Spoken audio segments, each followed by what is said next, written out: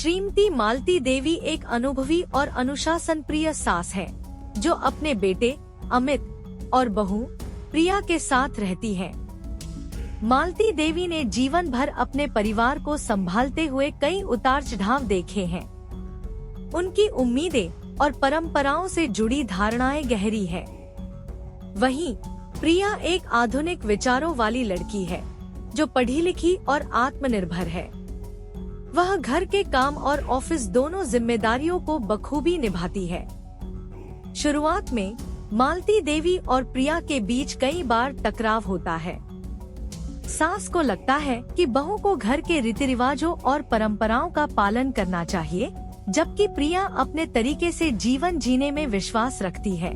अक्सर उनके बीच छोटी छोटी बातों पर तकरार हो जाती है, जैसे खाने की पसंद, घर के काम करने का तरीका या पूजा पाठ के नियम।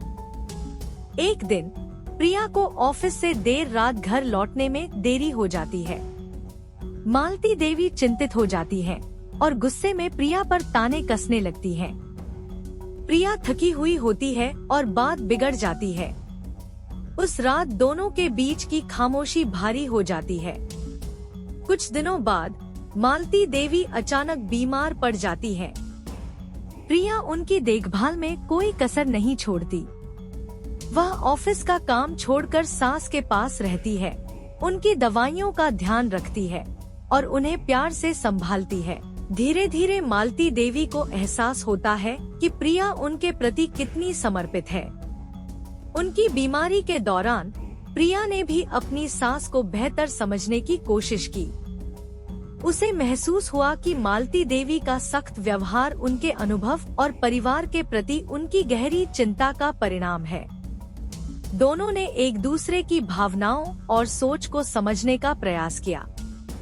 फिर एक दिन मालती देवी ने प्रिया से मुस्कुराते हुए कहा, तुम्हारे बिना ये घर अधूरा है। और प्रिया ने सास के हाथ पकड़कर जवाब दिया, आपके आशीर्वाद के बिना भी मेरा जीवन अधूरा है। इस तरह उनके रिश्ते में एक नई शुरुआत हुई, जहां दोनों ने एक दूसरे को सम्मान और प्यार देना सीख लिया। सास बहू की इस कहानी से हमें यही सीखने को मिलता है कि रिश्ता चाहे कोई भी हो, उसे प्यार, समझ और धैर्य से संजोना पड़ता है।